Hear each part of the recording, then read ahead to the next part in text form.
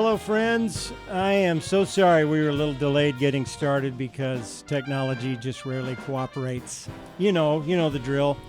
But I am thrilled to have John Mills and Hank Hehmsoth with me tonight, and let's bring them on so you can see them. There they are. Voila. Hey. Hola. Hey, cats. Now because we didn't start on time, this silly software I'm using did not use the pre-scheduled Facebook post. So everybody go ahead and share this to the people that you told about that were going to watch it on that other link. If they just go to my Facebook page, which, I have two. I have Scott Lanningham, the musician thing, and then I just got my personal page. So you need to go to the personal page. It's the one with my head kind of like this with a hat on, and it's got a Black Lives Matter circle around my head. So that's the one you want to go to.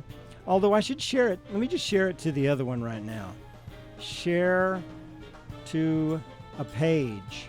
Because you can do that. You can share, you can repost it, you can share it to somebody in Messenger, you can share it to a friend's page, or you can share it to your own page if you've got like an artist page. So I'm doing that right now. So anybody that was going to watch it there can find it. So, hey, Mike's already joined. There's Mike Mordecai. Now, see, I got to figure out what to do with my face. I'm going to have to make myself nice and small in between you guys. How's that? There's Mike. It's officially a party now. The gig has begun. Well, I'm going to have to sit on your shoulders or something, guys, so that there's room. Looks good. So that there's room for the people below us to leave their comments. Right? Yeah. So you can hear that, but I see it on Facebook. So There's you all sidebar and I can see stuff, but good. You all can hear the music, and the public is there. I see if some people. So hopefully you're finding the link. And again, we apologize for it's because I use Skype and nobody cares about Skype anymore. And I don't know why. Skype doesn't care about me. I think that was the crux of it. Skype does not like John Mills. What are we listening to right now, John? Well, that's the Yichi Jazz Orchestra from maybe 4 years ago. A piece of mine called Round and Round the Sun that, through the usual luck of the lottery, managed to win a national award. So oh, right. Yeah. What was the award? And well deserved. Well, there's an organization called the International Society of Jazz Arrangers and Composers. They do a symposium every other year. And last year, that piece was selected as the winner in the big band category. So. Fantastic. So why don't we turn it up and let it play for a second, okay?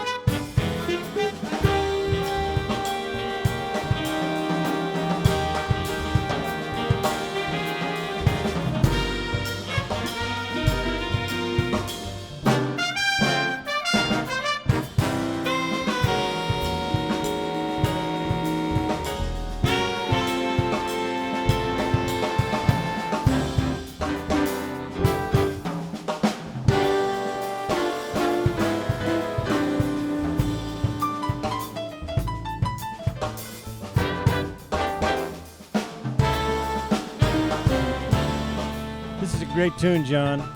Thank you. I don't know if we can let it run forever. That's all right. We might That's all start right. losing I audience. appreciate but, that was a substantial taste right there. I always feel bad talking over tunes, but you know, it's If I'm- great Played that stuff. times 10 too, right? Hmm? We played that in times 10. We're just beginning to learn Right. this one Yeah. when the world shut down on us. But That's that right. was the newest one on the docket at that time. Yeah. So when was this performance with UT? I would say 4 years ago, something like that, maybe even 5, but 4 or 5 years ago, which still left it, the eligibility for this particular competition was anything recorded, in the last 3 or 4 years, so something like that. Yeah. I know that was, at that time, young David Caporal on trombone, who's now a veteran of the U.S. Commodore's Navy Jazz Band. Oh wow. But that Yeah. was fabulously talented undergrad, David Caporal on trombone. I know Brian Kennard, who just got his doctorate in jazz composition from the University of Miami, who was doing his master's in jazz composition at UT at that time. He's playing flute on there. Oh, very cool. Some of the rest of the personnel, I'm afraid, runs together just a little bit because people are always passing. You try to figure out who was who. Yeah, But so that part is right. I realized we jumped into it all, and a lot of people joining know you guys and they know the things you've been involved in and continue to be involved in. But maybe we should for those that are joining that might not know about times 10, you want to let them know who's in that, John, and kind of how long you guys have been doing that. It's been, I think, 11 years, and just kind of going down. Well, Hank is on the piano, and then Chris Atherbaugh, who just checked in. I'm seeing some times 10 guys, is on bass. Rob Casanel is our drummer most of the time. Russ Scanlon is our guitarist. So that's our 4-piece rhythm section, and our horn section, the sax is Joey Colarusso is on baritone sax. Joey just checked in. Jake Lump is on alto sax. I play tenor. We have, very often it's Eric Johnson on the lead trumpet, although Mike Sailors fills in from time to time. Adrian Ruiz, who is checked in here, plays the second jazz trumpet chair. And then Michael Mordecai, who sort of keeps the wheels turning, just Yeah. just the sheer logistics of it. He's the key guy there. That's a who's who of some great jazz coming out of town, this town. Great players, and we talk about that. One of the reasons I started doing this is because I miss all you guys, and I miss, playing and being together with all the supporters and fans, the lovers of the music who are as important as the music. It doesn't mean anything if we don't have a community to do it together with, right? And we always come back to this idea that for the size of town that we live in, there's just an enormous amount of talent here. And I'm sure you guys, you've traveled the world, you've lived in other places. What is it about Austin that you think makes it special? And why don't you chime in first, Hank, since you've been sitting there patiently? Right. Well, I always tell people, I remember back in the 70s when summer hit and all the college students left, there were no gigs and there was nothing to do for 3 months. And I remember saying that, man, that's when you got down to it and practiced. And everybody got good, I think, because there was so much dead time. We all got to practice, and then when everybody showed back up in the fall and in the spring, the clubs opened up and we were playing again. So that's one way I know the core guys, we were all around in that time. And it's just flourished ever since, Really built big in the 80s, and then it's just gone on, and this town's a magnet. There's a lot of musicians that come here, and since it was the live capital, or it should still be Austin, the live capital or live music capital of the world, there were so many clubs, people had plenty of gigs. So hopefully that will return soon or shortly. Yeah, isn't that the truth? John, thoughts? Yeah. Well, there was a time, I guess, like in the 70s, getting into the 80s, where the musicians, kind of on the rung of the ladder above where I was, more experience, more chops, more everything.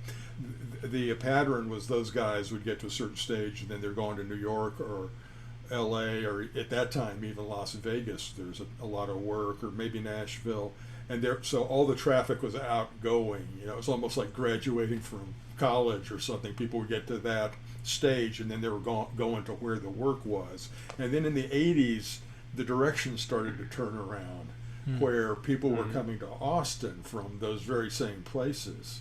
And so that dynamic changed in the 80s. And before that, you'd be in other parts of the country, and you'd always have to say Austin, Texas. Yeah, right. You had to explain Austin for a while. Not within Texas, where Austin already had a kind of a cachet as a creative spot, where rather than guys getting hotel gigs for years at a time or something, doing variety shows, different band every night, all kinds of people who were not cover bands but were some kind of wacky original combination. That was sort of Austin's calling card. Yeah. So within the state, but like say in the 80s, that reputation with the festivals had a lot to do with that, where it became a more nationally known kind of alternative music scene. Well, I experienced that same reversing, of course, because I came here from Amarillo, and that, of course, was a jazz mecca. And then things turned around, and everybody was moving to Austin. I don't know what happened, but when I got here in '81, when did you guys get here? Early '70s or mid '70s? When did you guys come? 1970. I got here in '71. Okay. Fall '71. Yeah. Wow, you guys are old. Yeah. Just kidding. You're not old. Armadillo World Headquarters had been open less than a year. Man, months when I got here. So we were part of that whole run, and so it really only lasted a decade then, and then it was gone. Then they took it down. Because I went there a few times. I saw Passenger there in the beer garden. I saw Spyro Gyra. I saw Stefan Grappelli there. And a Frank few Zappa. Yeah, I didn't get to see Frank. I saw a few other things there, and then was so bummed when they closed it down. But you know what? Sun Ra. Oh, did Sun Ra play there? Oh yeah. Oh man, I know there. Christopher Cross too. Yeah. Christopher played there. We did a stage show there. Did I've always heard this rumor that. Was it the Stones or somebody snuck in and played under a false name? Is there any truth to that rumor? Or not the Stones, but somebody else? I don't know. I know that was the Stones' modus operandi to do things like that. For their own nostalgic purposes, to be playing a little packed club but I don't recall that happened at the Armadillo. But they wanted to get in, but Beto was on stage, so they couldn't get the gig. Something like that. Now I know that everybody. One of the reasons people were joining, and they heard about the premiere of this ×10 video. So we don't want to keep that. We don't want to keep them waiting too long. So do you want to set this up and talk about the tune and the players and all, but also the import of being able to do this kind of thing now, because clearly musicians are pivoting in this direction.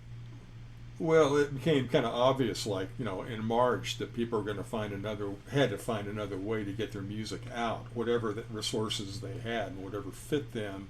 And being mindful of the fact that we have some very faithful followers that I wanted to provide and get some music to, talking about just the audience in Austin and get those. So I wanted to do something for that purpose. I wanted to make the band feel like, we still exist, even though we don't have any performances. Yeah. So I had that idea. Obviously other people were doing it, and I figured, well, I should. I've got, I leaned on, first of all, Michael Mordecai to sort of do the cajoling of people and checking schedules and stuff and just sort of making contact. And then I lined up Hank. I found out what Hank's schedule was, because I knew when it came to the video aspect, I was out of my element and needed somebody kind of with expertise and creativity and all of that. And so I got Hank on board. He agreed to do that huge task, and we didn't even know how big it was going to be. It's big, isn't it? Big. Yeah. Hank ran with it in his energetic, creative way, that way beyond anything I would have ever dared to ask him to do. I was just hoping he could figure out how to arrange 9 squares on the screen, which was more than I could have pulled off. But anyway, that was kind of it. And so Hank was an essential part of making it go and making it be, the way it ended up. And I also wanted to have not just recycle some tune we had already been playing, but actually write something specifically for this purpose that none of us had ever heard or played. We would assemble it in our disconnected studios, and put it together. So it was new to us too, and the band really hasn't heard what this thing really sounds like. Oh, it sounds great. Great. Hank, you want to talk about it, or do you want to play it and then talk about it? Play it. Yeah, let's play it, and then we're going to come back and let Hank lead us into the rest of the chat about this tune. But does it have the name? What's it? Because you called it the Panorama video. It's called Basement Panorama, which both makes reference to the Elephant Room itself in our home territory, Basement Panorama. And then the fact that, whether we're in our basements or I'm kind of more like in an attic treehouse location, but we're all kind of in our individual basements. Yeah. And, just I'm in a closet. For what it's worth, The idea that a basement even has a panorama, I sort of like that idea too. Yeah, that's a good point. Well, and sometimes it has an aroma, but the panorama is another thing, right? Okay, let's roll this baby. World premiere, times 10 panorama, basement panorama, and then we're going to come back and chat about it. Here we go. John Mills, times 10.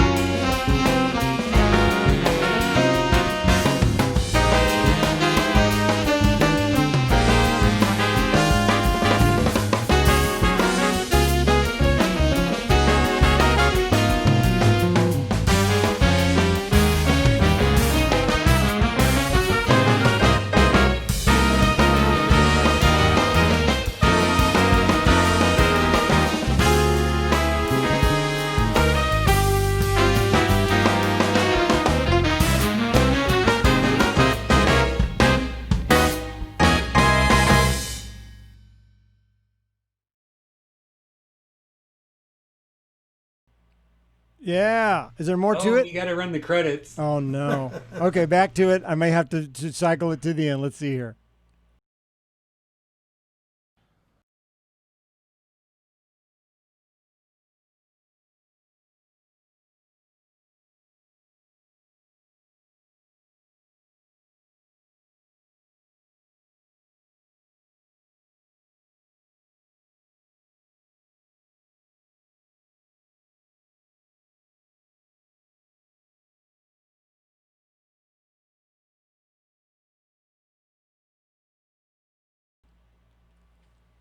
Yeah, I can't believe I cut off the credits. Bad, Scott. For outtakes.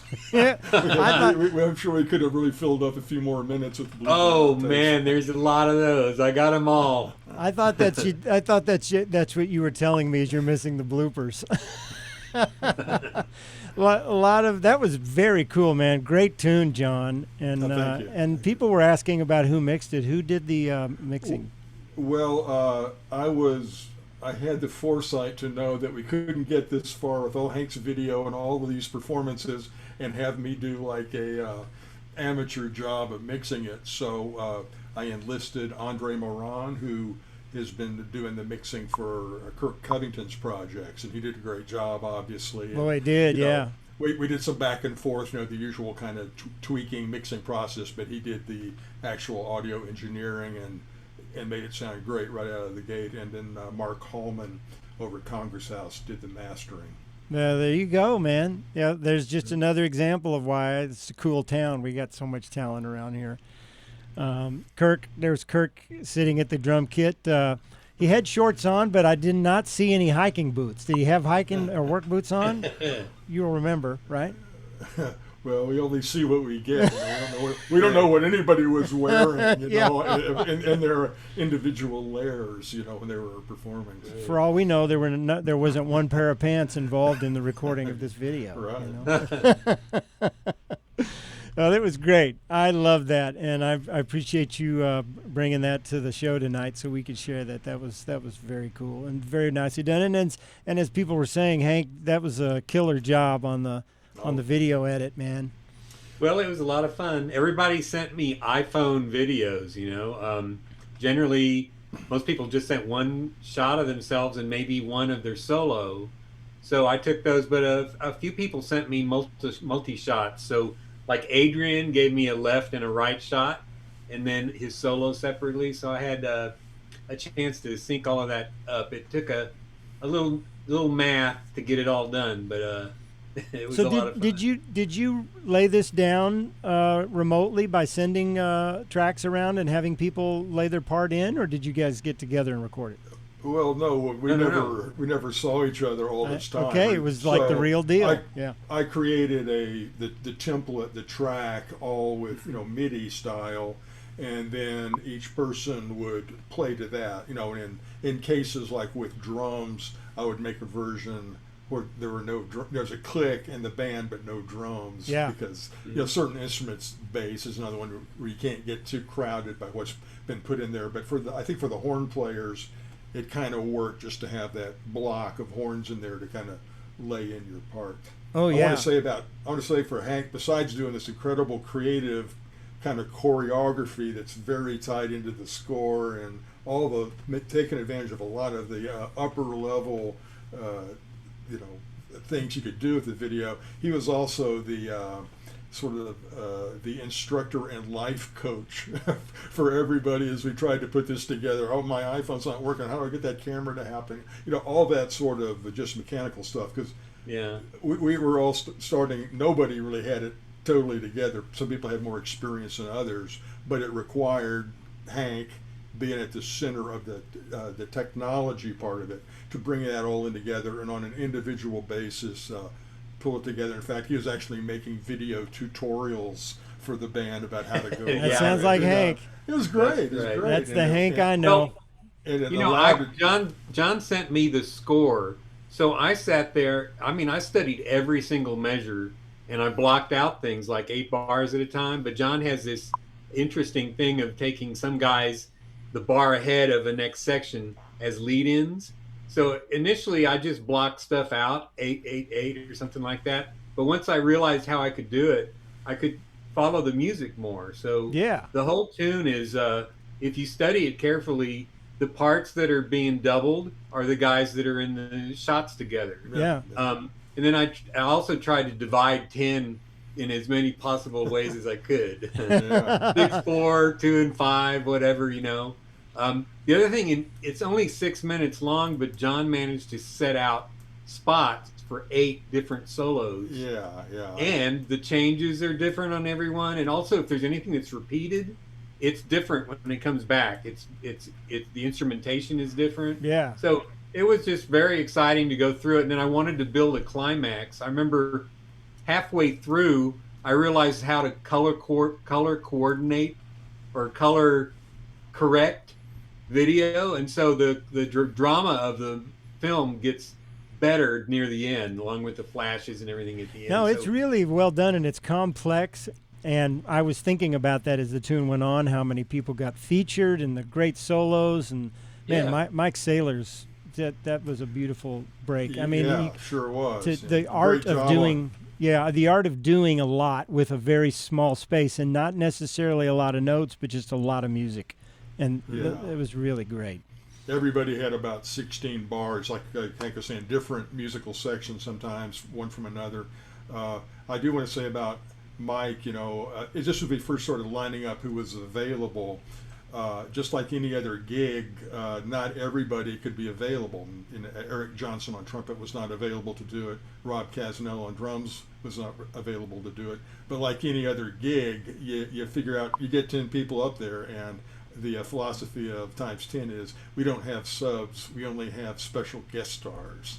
So Mike Saylors was a special guest star, as was Kurt Covington. So thank you guys for that, but that's part of the reality too. Well, this town is deep. I gotta right? tell you, I cut this to Kirk's drums. I mean, I told everybody Kirk is the Bible on this, So I learned a lot about Kirk's playing because I spent so much time with it. Oh man, it's so cool having him in town. He is such a big talent in so many ways. I mean, we all know he's like he's a freak of nature. He redefines what that means. The way he's able to play the drums, sing his ass off, play the piano like it's nobody's business. He doesn't even need a band. He brings other players in to join him just out of the goodness of his generous heart. But he doesn't really need any of us, But I first saw him when I was a student for a semester at NTSU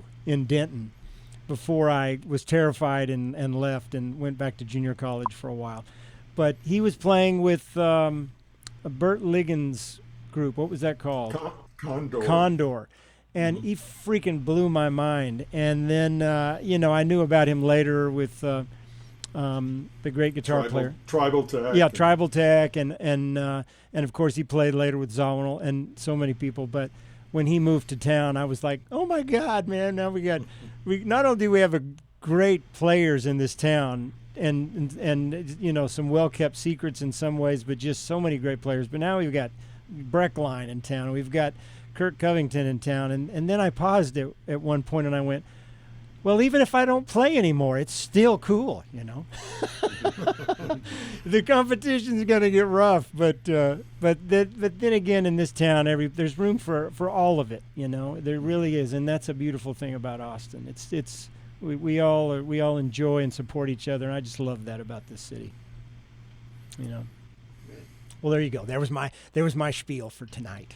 Well, that was filling in something you were talking about, and that's always been true of Austin, and I think some of the people that are kind of been here all this time sort of have that aspect. It's like, I don't think, of course it's hard to say from my having been here a long time, but it doesn't seem like people get frozen out really. There's a friendlier, hey, if a great player walking the door, if it's on your instrument, great. It's another beautiful creative musician in town. That's good for everybody. I think there's always been that kind of an attitude. Oh yeah. Or at least we strive for that kind of attitude. And I think that's a part of what makes Austin special. When I first came to town, I did want to talk about some of that with you guys because there's some fun memories to bring up. But when I first came to town, Mambo and Steve Metter were such big mentors to me as a drummer. I listened to these guys with Tomas, with Passenger, with Beto y los Fairlanes, with Minor Miracle, and I was just blown away by their playing. And I thought, man, I hope I get to meet them, you know. And then I would meet them, and then they were so welcoming, so encouraging, you know, putting me on a gig when they couldn't make a gig. And it's like, okay, here's what you do, you know, don't do this, and make sure you do more of that, you know. And taught me so much, and that openness was reflected right up to the level of sometimes swapping out in the middle of a tune. You know, I remember a few times with Mambo, he was like, "Come on over here and play. I'll go over and play something else right in the middle of a tune, you know, or in the other direction, you know." Mm-hmm. So that stuff is really special. The first two musicians I really met and played with in Austin were Mambo and his roommate, also from Seguin, Texas, Buzz Huderberg. Oh, yeah. And it was those two guys who are kind of my little jam session buddies who had similar tastes. They invited me to their class's music theory party. And I remember vividly, that's the first time I laid eyes on Hank and heard Hank, because he was in their theory class. He was doing more classical studies, but he had this burning thing playing his original tunes, and that was like, I remember that. I don't know if you remember that, Hank, but I remember that very vividly when I first heard you, and we actually kind of had a little quintet going. Remember the Snoops Quintet? Remember the Of course, the Snoops Quintet with Buzz and you and I, yeah. Our standing gig was at Tony's Steakhouse in Seguin. Yeah, where we kind of just played what we wanted, and they tolerated us. And That's we, right. you know, we were doing all that kind of, you know, Electric Miles, circa 1970, crazy kind of stuff. Yeah.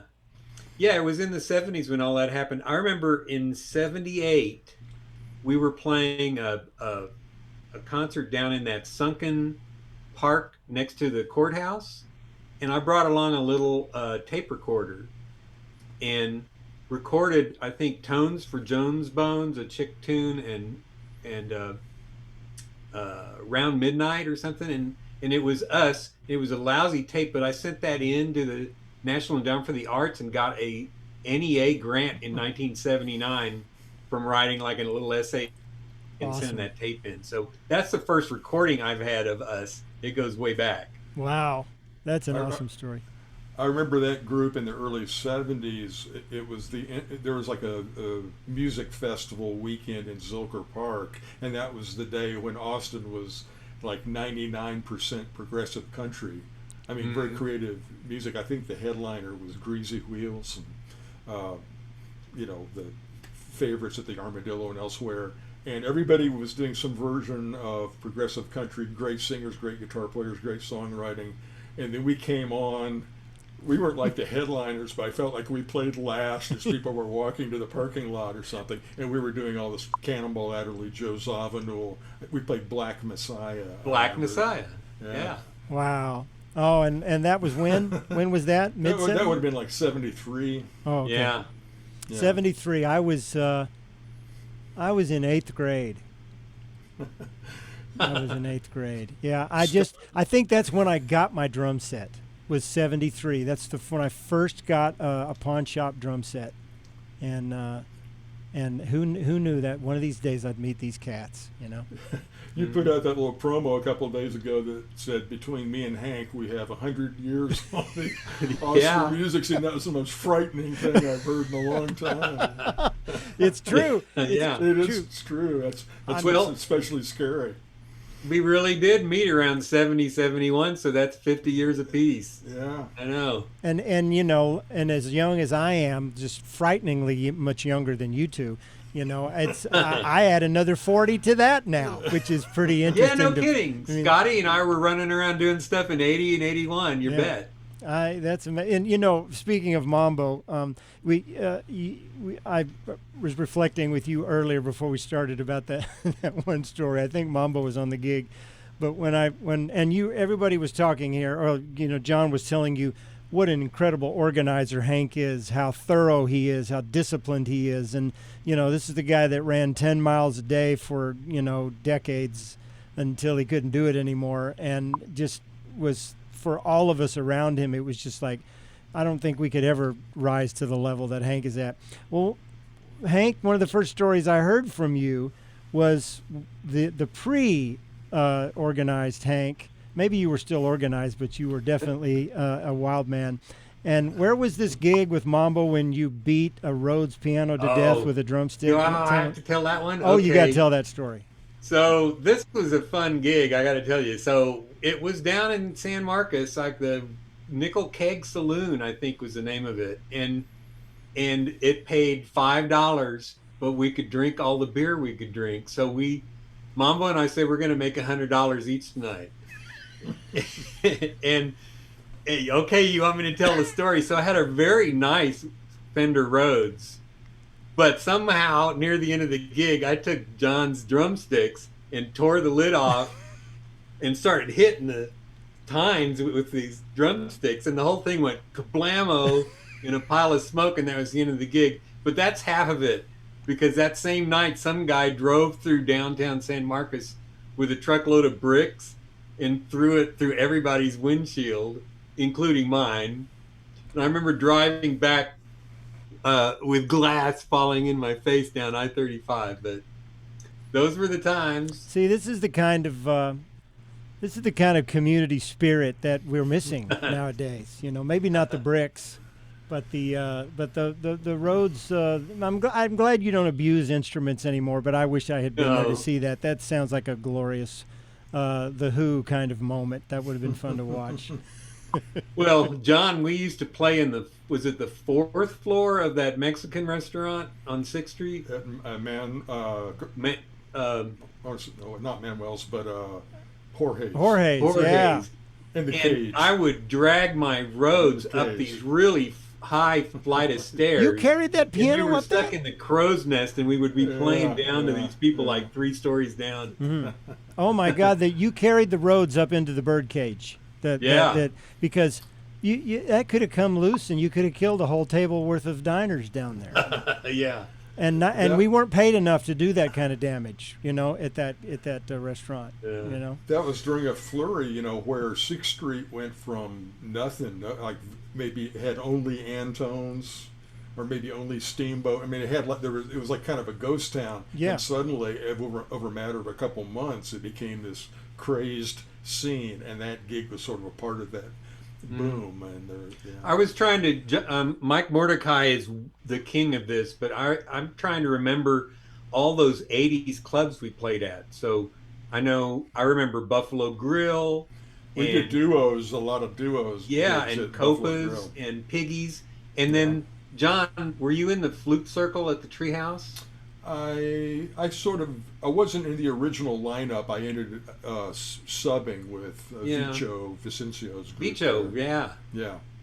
Man, I heard so many cool stories about the Treehouse, and I wanted to play there so badly, and it was all done by the time I got here. I think I just missed the end of it. And Passenger with the James Polk, they did the Polk and Company thing there for a while too, didn't they? Or was that maybe that wasn't? I know Passenger played some there, but I know earlier they were at Casablanca, right? Casablanca, but that would have made sense, at sort of their kind of level that they would have played. The opening group that came and opened the Treehouse was Angel Sucheras. Piano player. Yeah, and then that nice corner you mentioned. I forgot Casablanca, but I played there like 6 nights a week for a long time. Then right across the street, just like in the movie, was the Blue Parrot. Right next door, yeah. Yeah. And Castle Creek, which is a great venue, was Caddy Corner, and that's where this unheard of bass player showed up one night at our jam session, and it was Jaco Pastorius, who was going to be nationally famous in about another 6 months, but at that time was just some incredible electric bass player. Like, you weren't sure what you were hearing, because how could it be this good and be some nobody? Wow. Mm-hmm. Wow. So that was right before Heavy Weather then. He was in Blood, Sweat, and Tears at the time. Oh, he was. I didn't know he did that gig. Yeah, he was. And then about 6 months later, that solo album produced by the leader drummer of Blood, Sweat, and Tears came out. Oh, Yeah. so Bobby Columbi, Columbi produced Jocko's solo record. Yes. Wow, that's it. And when did Bright Size Life with Pat Metheny and Bob Moses come out? Was that later, or? Wow. That was maybe before that, or around that time. I think that was actually before his solo record. So Okay. he had been on that record that certainly a lot of people took notice of, but Man. he didn't really get the spotlight. So that version of Blood, Sweat, and Tears included Larry Willis on piano, Don Elias on drums, Mike Stern on guitar. Oh man. It's a pretty heavy lineup. A great Dallas and Houston-based sax player named Bill Tillman. Mike who Stern? Oh yeah. Mike Stern? Yeah. I didn't know Mike Stern. I thought he was too young. Was it Mike Stern? No, or well, somebody he else? was. He was. I'm sure he was young, but he was in that version of Blood, Sweat, and Tears. God, he must have been 10. Yeah. Or maybe he was older. He's older than I think. You know, that period, just listening to you guys talk about that, not only Austin, but just what was going on in the music scene at large. What an amazing time. You know, all the Yeah. music and bands coming out of that period. And we came out of a lot of turmoil in the late 60s and the early 70s. And does it ever make you wonder that this madness we're going through now, if we can navigate it without just destroying everything, if it's going to give rise to a creative explosion again, an expression, or is it so different now that it's hard to imagine that happening? I don't think there's any lack of, or ever has been any lack of creativity going on. You know, kind of the way the marketplace or the public at large acknowledges it or delves into it. That's the part that kind of swings. But I feel like there's always. That's a good point. I mean, right now there's an incredible number of, brilliant creative musicians who are trying to figure out how to get Survive noticed in the flood of things. Yeah, because I was explaining to my 13-year-old daughter earlier when we were listening to some piece of music, an old Stevie Wonder tune or something. I said, she was like, "Where did you first hear that?" or whatever. And I'm like, there used to be LPs and there used to be these big stores and you would go and she goes, "I know about that, Dad," but I don't know how she knows about it because there aren't any to go see, but she does. But as I was saying, all this product was cherished and there was a limited availability and you paid for it and you went and sorted through it and it took a while for it to come to market and all the things, and there were things about the restriction of the system that we didn't like, but the thorough commoditization of recorded music now makes it, we're still trying to figure out what to do with ourselves commercially because the old way to do something with ourselves has disappeared into a sense, right? Yeah. There was definitely more of a commitment when you bought a record, going to the store and whether recognizing names or falling in love with an album cover or whatever motivated you to make that one of the 3 or 4 albums you could afford. Yeah. When you bought that, you had already invested. So an album that it's like, well, that's weird. That's not what I was expecting. You bought it, so you would kind of keep listening to it until you found a way into it. So that was, that was instructive because you didn't just turn the channel on it after a half a track because it didn't grab you or give you what you expected. You were invested. Yeah. And sometimes it took multiple listenings to realize something that just sounded totally weird at first was totally cool. Yeah. Oh, I had any job that I had, there was always the album cut that came right out of any paycheck that I went to the record store and I got, some new music to listen to. And then, I would pay bills and buy food after that. But that had to come first. Hank, you know this well from that period of my life when I was Right. when I was a roommate of yours for a while, and then you saw that of living up close. Yeah. Andy Murphy brings up the fact that the studio scene was really big in the 80s. So we did a lot of commercial work or just whatever came playing on other people's albums, kids albums, whatever. And another thing that happened in the '80s was there was this explosion of Vegas shows that came down here, and we ended up playing on Red Skelton and Bob Hope shows and the Nelson Riddle Orchestra. And I don't know if we were in on all of them, but man, there was a lot of shows that came through, and they had the real Vegas gig, the whole show written out. It was just like that, but it was really interesting to sit behind, Bob Hope and watch him do that show. Wow. Like at the 10 Paramount? feet in Those front of you. would it be at the Paramount or other places in town? No, it was at College Station. They brought everybody down there, and Bob Meyer was I think the agent at the time. There was a NBC television special taping, I believe it was at the Irwin Center, that that was one time with Bob Hope. And I remember that one of the guest stars who I had never heard of at this time was George Strait. I was like, who's this guy? But a certain portion of the audience was screaming. Mm-hmm. Wow. But anyway, it was great playing those shows. It should kind of the variety of things that were going on, studio work of all kinds. And I have to say, again, getting back to Hank here, all those kinds of things that are very kind of well-paid, cool things, we always mix it up with just totally artistic projects, no matter how much work they're going to be. I could always count on Hank to be willing to jump into something like that would take a lot of preparation and dedication to get it, and just do it for the sake of doing it. Yeah. And that's been a great thing over this period of time. So we could go on with a very long list of projects. One of them was like this crazy long, complex solo piano contemporary sonata, I guess I wrote for Hank, called Circumdances. And I made him learn it not once but twice. Really? in order to learn it, he had to actually re-enter it all into finale in his way where he could manage to paint page turning. That kind of level of music notation is sort of akin to his, doing the video, that same kind of extra skill. And there's no way for him to get it except to kind of kinetically know how it went page after page.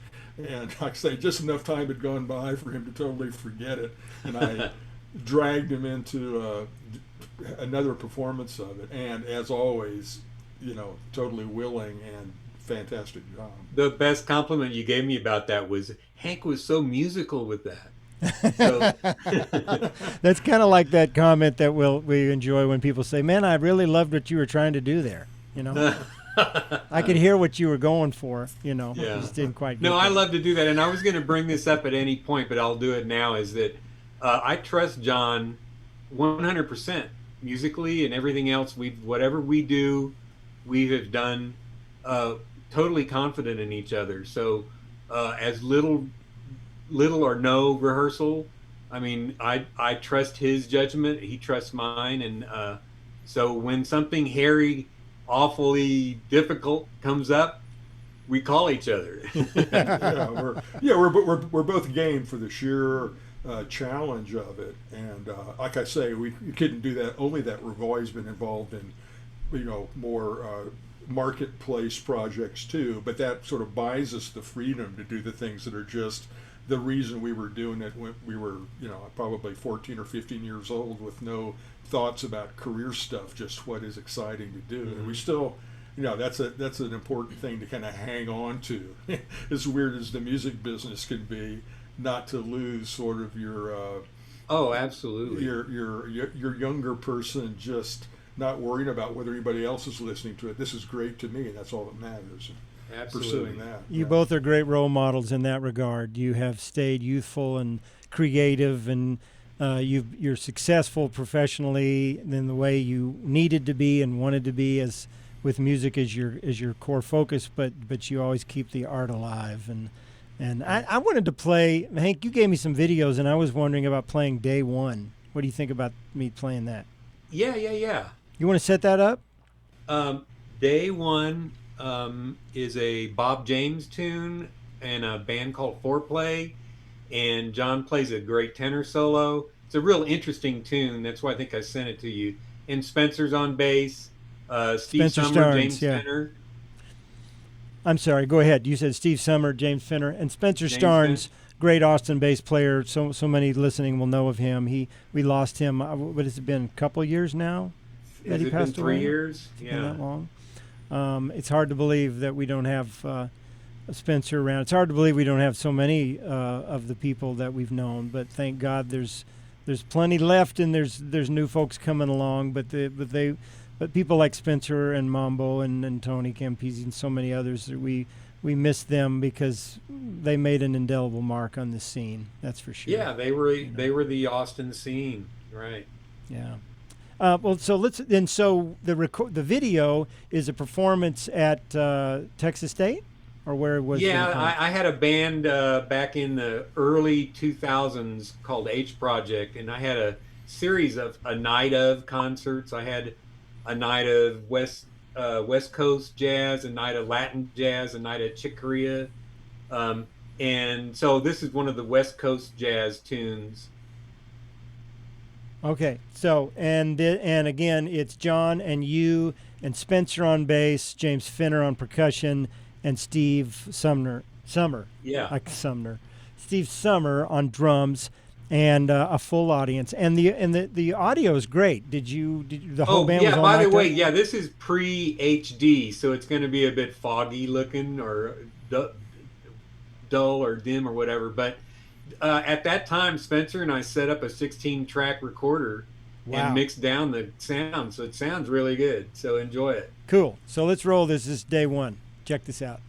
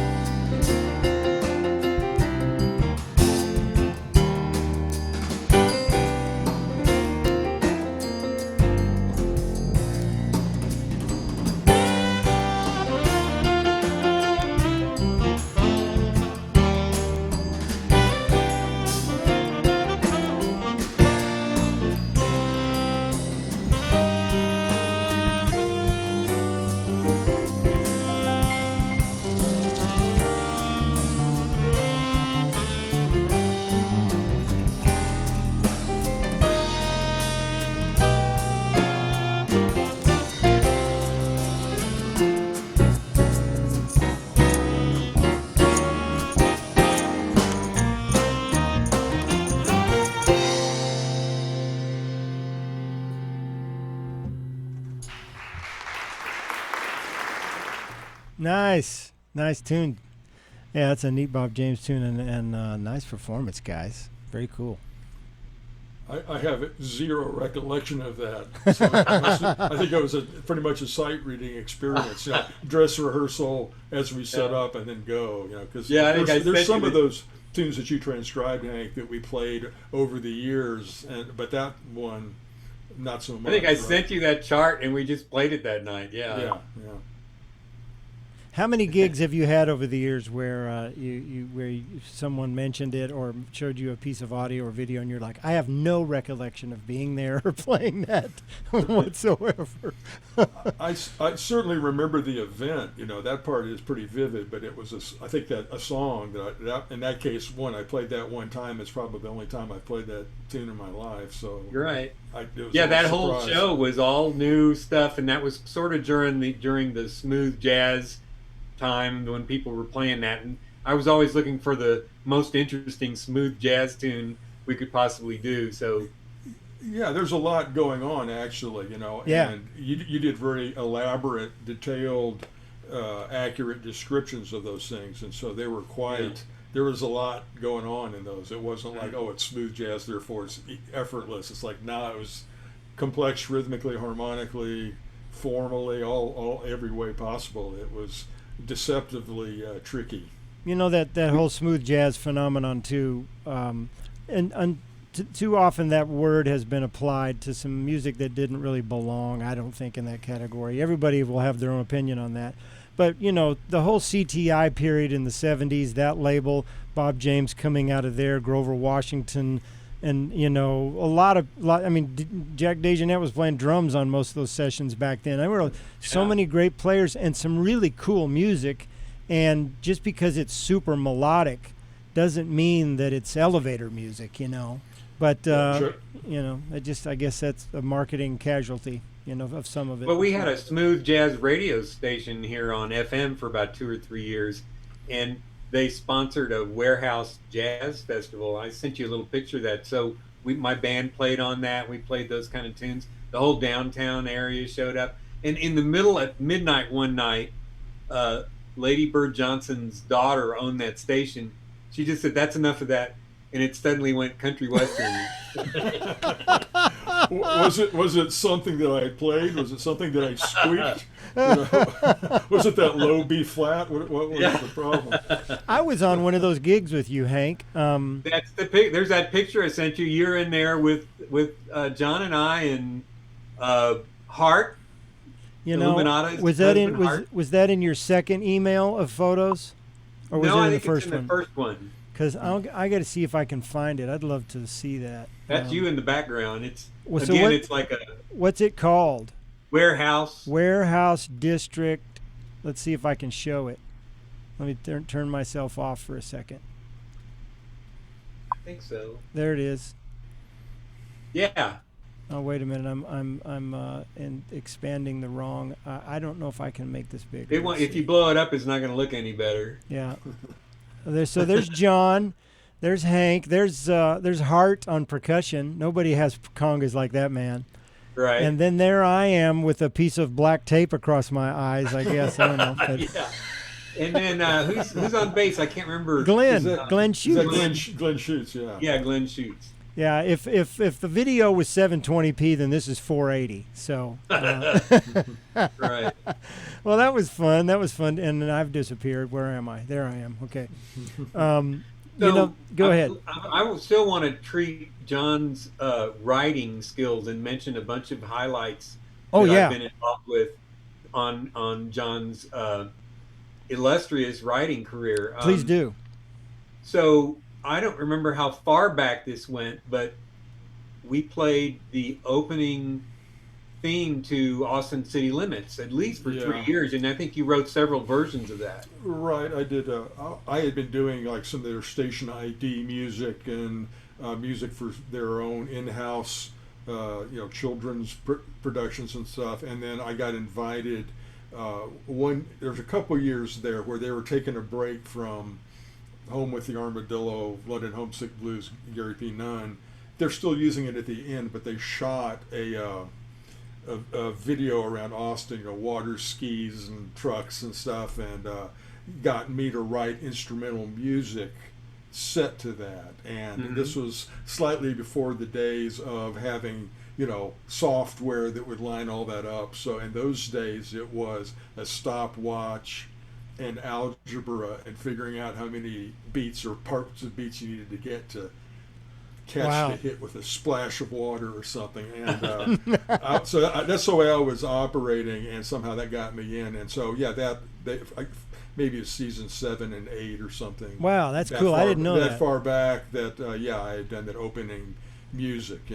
That is neat. And so John was hooked up over there, and we did a PBS show on wildflowers for a television show. I was, had somehow, there are great people over there, kind of a group of producers, and so I just kind of year to year, when they would have a new kind of a documentary production or say like kind of a show, whatever that might be, I got called in on that, and those are some great times, and some wonderful people, wonderful producers. Tom Spencer was one of the producers, Dick Peterson, going back to the beginning, Bill Arhos. But anyway, just a great body of people, kind of fitting Austin in its own way, that KLRU production team, and some, the camera sound people, some of them to this day are still involved in that. And that is cool. Great kind of a family. I don't know. I mean, most anybody watching right now will know this, but for anybody that sees this video after the fact or that doesn't know this, Austin City Limits in its earlier days featured a whole lot of local artists. I mean, I remember seeing Beto and Tomas and Passenger and Paul Glass's group and a lot of people locally were always in the season, right? I mean, that was pretty much. Wasn't that pretty much the case until maybe, the late 90s or something? Well, because the dynamics of that whole thing changed, where you couldn't just be like a non-profit kind of a thing. Even shows like that on PBS had to get big corporate sponsors, and so the ante went up, and if you're going to have the necessary backing for a show, you better have some national superstars, so that that kind of changed. Nobody's fault, but that's just sort of the nature of the industry. Sort of changed that way. PBS. I'm pretty sure it is somebody's fault, but we don't have to go there. But you're right. John, how many hamburgers did you get from McDonald's for a year? I don't know that I ever managed to consume a burger on their behalf. If I had one, I had to pay for it. But that was like kind of grew out of jingles I had been doing around Austin, San Antonio. One particular producer out of Chicago that I had been doing some work for, and we hit it off very well. I mean, just sort of at a kind of professional basis, with some really nice projects. And then out of the blue, 10 years later or something, he calls up and says, "Hey, I'm vice president at McDonald's now. Let's do some stuff." So we had kind of a run there, doing it out of Spencer's, various singers in the area doing essentially the kind of a national package of their whatever the Randy Newman song or whatever was the current McDonald's theme. Wow. I'd create 12 arrangements, a couple country ones and a couple blues one and a funk one and a Latin, just kind of a whole package of these different styles. Oh, that's cool. So we had that running for a few years. It was fun. And, so how did we keep you in town, man? I mean, how did you not end up on the West Coast? Well, I was smart enough to realize what a lucky spot I fell into, and it wasn't like New York or LA were hurting for guys who could write arrangements. So I recognized the good thing when I had it, and it's been great, and it's morphed various ways, but it's that continuity is a nice thing. I remember a guy telling me in LA once, he said, "Why aren't you in LA?"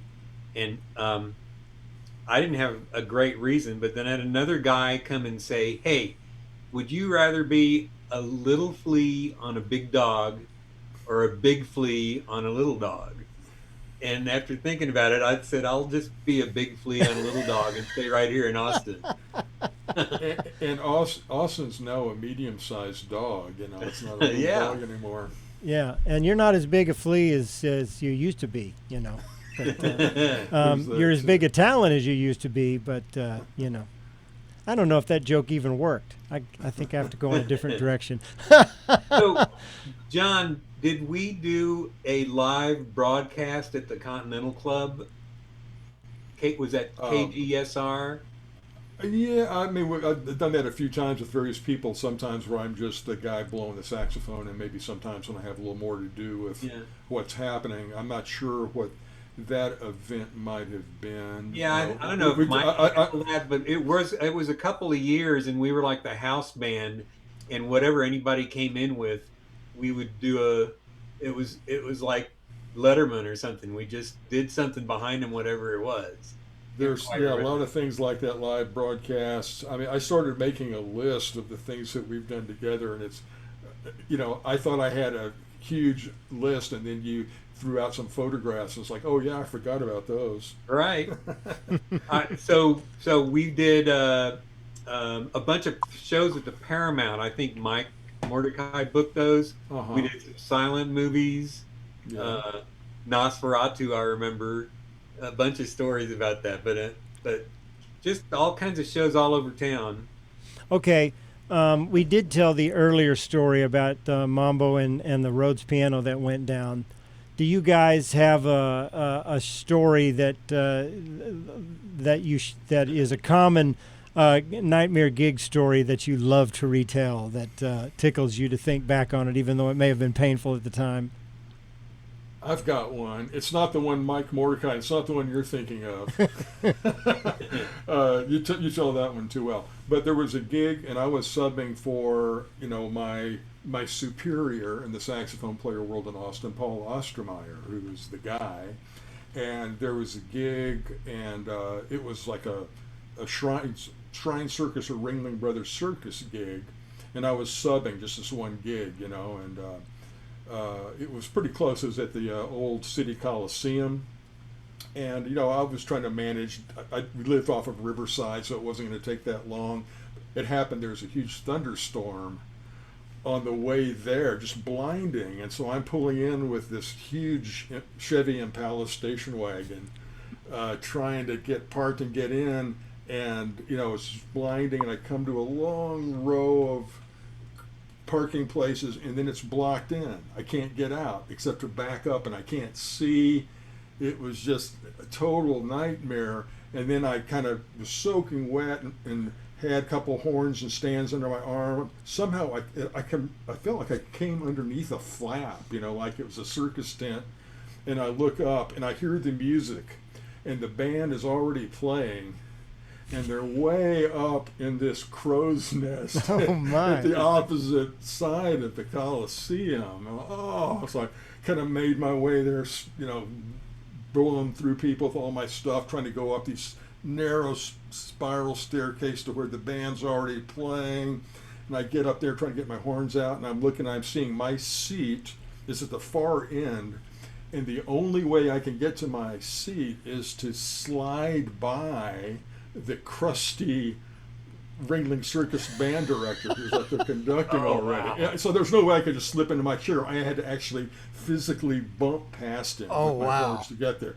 But I thought, well, it's got to happen. I'm already, who knows how many minutes late. I still got to get in my chair. So, okay, here it goes. I'm ready for anything. I start going through there, and then I'm just about to have reached the director, and the spotlight comes off, and the announcement is, and the leader of our Ringling Brothers band, you know, Billy Bixby or whatever, you know, and he's smiling at the audience, and at the same time he's giving this radiant Showtime smile. He hits me. he gives me the shove that's really like hitting me in the chest and knocking me backwards to get me out of the spotlight. That was like a great showbiz moment. Oh man! So I kind of I let things calm down a little bit, you know, where the monkeys were doing their thing or whatever it was, and I got in my chair and read And through this one is of those. and for those people who think that the life of a musician is always glorious and exciting and thrilling, well, that's still pretty thrilling. But It was exciting. Yeah. when people talk about paying your dues, that's what you're talking about here. And the only other thing I want to add to this is if you hadn't been driving an Impala station wagon, you probably wouldn't have had to play that gig. So I just wanted to throw that in there. So. I mean, this is like, obviously, it was my big break in showbiz, and I did such a fantastic job that the rest is history. So that set me up. That established my reputation. Oh, I love the spotlight thing. So, Hank, do you have another one? Oh my goodness. Okay, I'll tell it. So I don't know if this had to be the early 70s. John calls me up and says, "Hey man, we got this gig at Spellman's." Okay. So it was on 5th Street or something over there, and we get there and it's a kicker bar, and there's like some guys sitting at the bar with hats and long beards and long necks, and the stage is over in the corner about this far up off the floor, and there's an upright against the wall. Okay, cool. So I walk over and lift the lid up and hit the keys, and it just goes thump, thump, thump, and I look inside, and the hammers were hitting a dead nest of rats or mice, their fur and their bones. So we got some I don't know if Don helped me or not, but we got that cleaned out. And then this piano would play some notes, about 3 notes. It would play in like an A and a low C and something. And so we played the gig, and I would like just wait until it was like F major, and I go A. And meanwhile, these guys at the bar, sipping long necks, were looking at us like, what the is this all about? So that was my favorite gig. Oh my God. Piano. I can't get over the nest of dead mice or whatever. That's like, that's a very unique sound in a piano. That Yeah. gets a kind of a muting. I think I played percussion that night on that. Yeah. Oh, I thought that's as good as the beating the roads to death with the drumstick story. That's pretty darn good. Oh, and Laura adds, Michael says he did not book that gig. Because we know Mike has booked some of the ones that result in the stories that we tell, right? Yeah. Well, he pretty much booked everything, good or the occasional bad. I mean, he usually. Michael. By the way, Michael is going to be on here with me. On Laura will have to confirm this. I think it's September 7th. Which is a week from next Monday, and I'm excited about that. Talk about the origin of many stories. This guy he knows everything. He was there, and has been such an important part of the Austin music scene. So we're going to talk to him about 50 years in the Austin music scene. Paul McKee. Look what Paul McKee wrote. Fender Rodent. Touche, Paul. Nice. Oh man, Paul. Okay, yes. Laura says Labor Day, September 7th. We're going to have Michael Mordecai on. We're going to talk about his 50 years in the Austin music scene, which adds to you two guys that got us up to 150 plus mine. That's 190. It's getting a lot of years there. I was gone for some of those, though. But, Paul, I'm pivoting here because I can't help myself. But Paul McKee once said if Kenny G did an album of Thelonious Monk tunes, here would be the titles. Paul, can you give us a couple of those? Because I just want these guys to see the title. Have you ever heard them? Have you ever heard his titles for Thelonious Monk tunes? Kenny G plays Monk. Paul, throw a few at us, and we'll post them when they come up. Because Fender Rodent was pretty good. We should play another tune, and I wonder, John. Hank was talking about your other kind of writing, and we do have polarities, but you also have Napoleon, which does Napoleon from the album you did with Carmen? Yes, it is. Okay, It's and from the album Invisible Designs, and maybe the one time this music was played live was at the Jazz Education Network conference in Atlanta, and Hank was a part of that live band. There's a photo of that in that pile. Yeah. So I could put a little taste. You don't have to hear the whole thing if you're managing the clock, but yeah, let's put on that because Carmen was a big part of the Austin experience while she was here. Yeah, let's play some of that. Okay, Paul's laying some titles on us. Well, I didn't. There's an example of it. Hack and suck. Crap is cool with Kenny. Did you see that one? Crap is cool with Kenny. That was the first one. Oh yeah. And this is my favorite. Are you ready? Drum roll, please. Brrr. Straight, no changes. No changes. Bravo, Paul. Yeah, Paul. Excellent stuff. Great, So we're going to play Napoleon. Yeah. And this is the great Carmen Bradford on vocals. Wonderful, wonderful singer. Years with the Count Basie Orchestra. We met her in Austin in the early 80s when she was at Houston Tillotson. Is that right? Was she in town in school there? Right. And she was. Yeah. We had a band called Minor Miracle, Miracle. that Hank was in, and this was when Carmen was pre-Count Basie, and she had all that in her, but she was in a more of a Chaka Khan phase, and this project in a way brought some of that back. Yeah. Oh, there's one more from Paul, et cetera, et cetera. Napoleon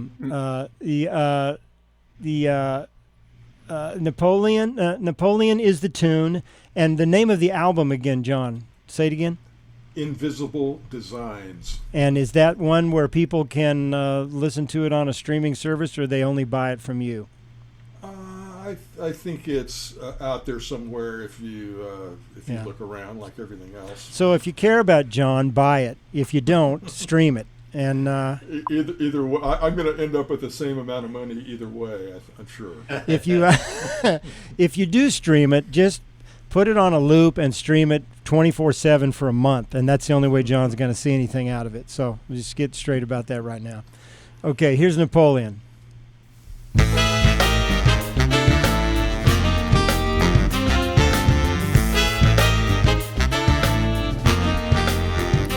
Nurse Darling had a mocking mouth and a romantic mind. When her stocks were up and her shares were down, she put her hand to her heart and cried. He almost warned her. I can picture him trying. Don't interrupt. Don't waggle your finger. Don't pencil and paper, Napoleon. Don't puzzle box. Don't go off in a passion. Don't slam the door on Napoleon. Don't game Napoleon.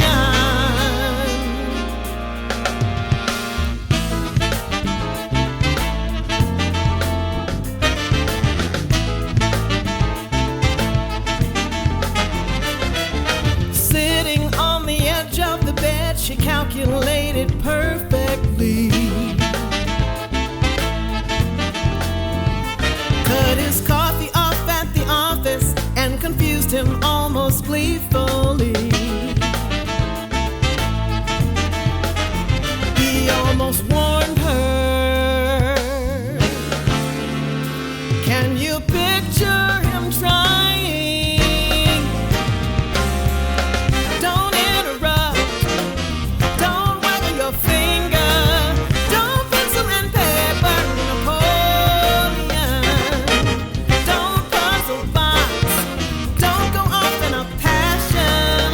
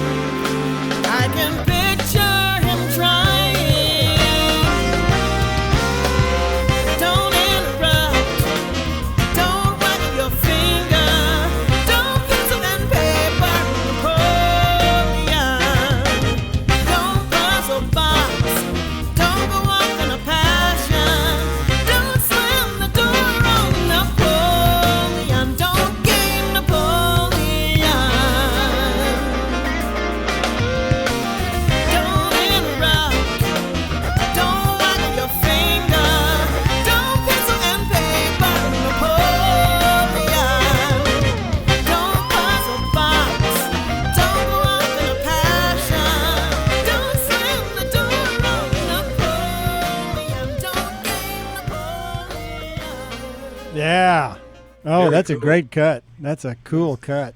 Who all played on that, John? Well, the drummer on the whole record was David Sierra. Oh, Yeah. David, yeah. Wonderful Great player. talent. And then I had a number of guitar guest stars. That was Carter Arrington. Elsewhere on the record, Eric Johnson Okay. plays a track. Mitch Watkins plays on there. And Jake Langley plays on the album as well. Who played the guitar solo on that cut? That was Carter Arrington. That was Carter, because I was saying there were shades of Mitch, but it was a little different. That's You know, Carter. he was certainly a student of Mitch's, but gosh, yes, again, the people that you just mentioned, all, you know, Austinites, and it's like, man, that's just another example of the awesome talent in this town, right? Hey, Paul McKee had a couple more for us, and then he said he would be done. You see these two? idea. Catastrophe. These again Yeah, are man. Kenny G plays Thelonious Monk titles. Catastrophe. Well, aptly named. Yes. He says, I'm done now. Oh, that's great. Yes, you have to go and hide in the bunker. The police are on their way. The smooth jazz John police. has mentioned the Gin. I know it's not a festival. The Gin event, and Times 10 has played there at least four times now, I guess. Yeah, and you know, I sort of take a band there on the average every 2 years. I've done a few times with Times 10, and that 1 year I did that event with Carmen, who that world knows as that jazz standards singer par excellence. You know, Yeah. with Basie, so she's got a great fan base, and so it's a little kind of out of right field for that audience to hear her in her other earlier world, but Carmen enjoys it thoroughly. So, Carmen can sing anything, man.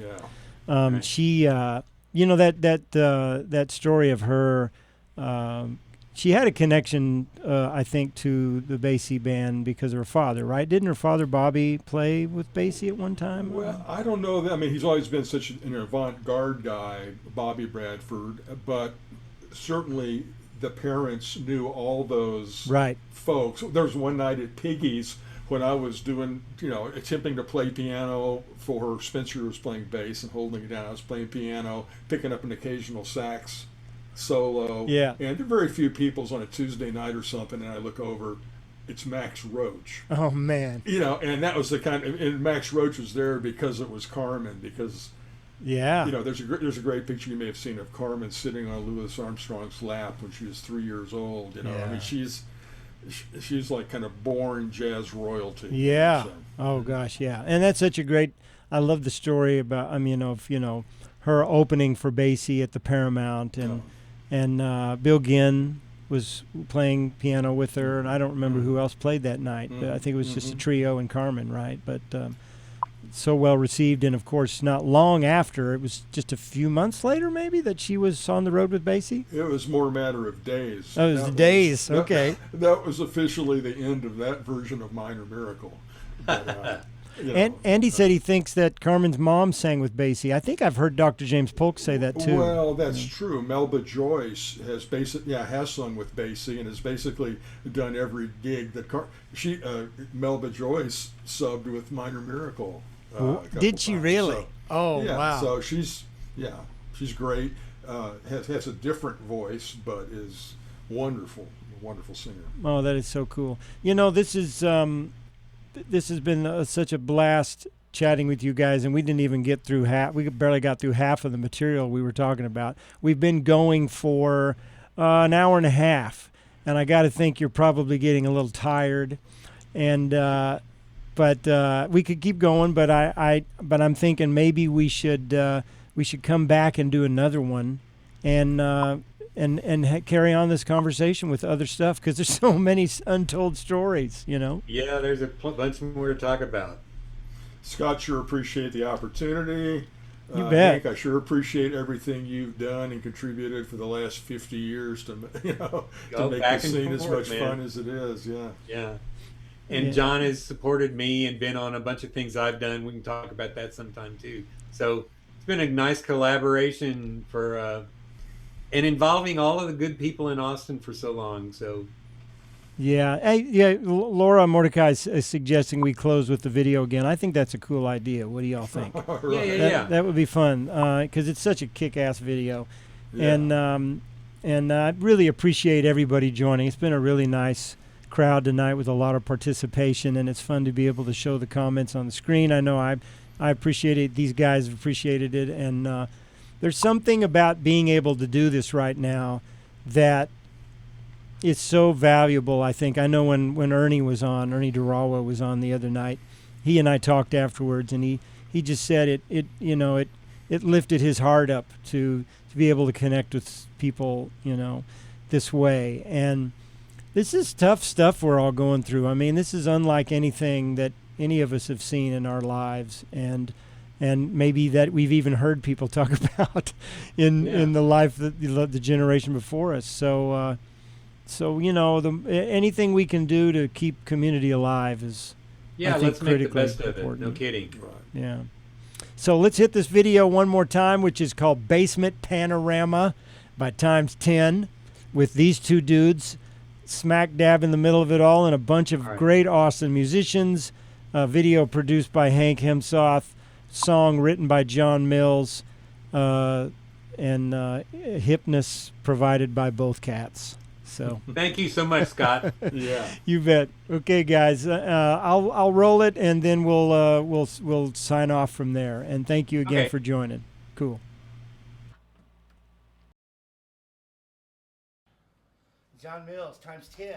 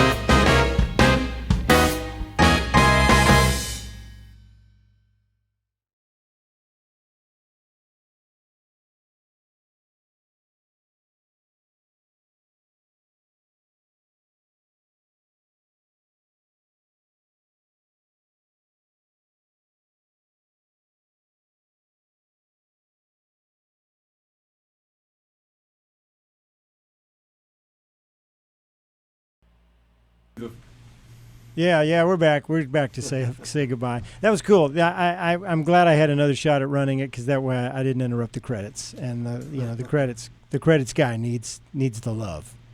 Yeah. Well, that's a great tune. And are you posting that on YouTube or someplace so people can go and rewatch? Yes, that's right. We're kind of like letting the word out now that it's official, and. What YouTube it should? Matter of fact, that's something we never did mention, and that I should. Where do people go? They want to check out more of you guys' stuff. Your websites individually. I can make it public on my YouTube channel for one. I thought we maybe send it to the band and they could just put it up all kinds of places, but you can put it wherever you want, John. Yeah, so I'm sort of sharing that with all the guys in the band, and so just if we talk to our friends, that's several million people right there. Yeah, there you go. Yeah. Or as Beto used to say, well under 1 million, right? Well, again, what a great pleasure having you guys on. I love you both, and I this is cool to be able to spend time with you like this, and so many more stories to tell. So let's do another one. There's so many combinations of friends that we can have on to do stuff like this. You guys, let me know who else you would like to have join. In different combinations. We should make this sort of a regular thing until we figure out how to get back into clubs again. Say hi to Extreme Heat for us. Oh, yeah. Oh, thank you for bringing that up. That's one of the reasons we came back. Monday night, I have Mike Barnes and Bruce Spellman from Extreme Heat and maybe some of the other Heaters. I don't know yet. But those guys are going to join on Monday, and we're going to have some more fun. And then, of course, we got Mike on September 7th, and who knows what else. I'm trying to take some breaks in there to actually work my day job, so I stay employed. So we'll see. We'll keep that happening. But again, thank you everybody for joining, and thank you John Mills and Hank Hehmsoth so much. You guys are great. Thank you, Scott. Appreciate it, man. Thanks for listening. Well,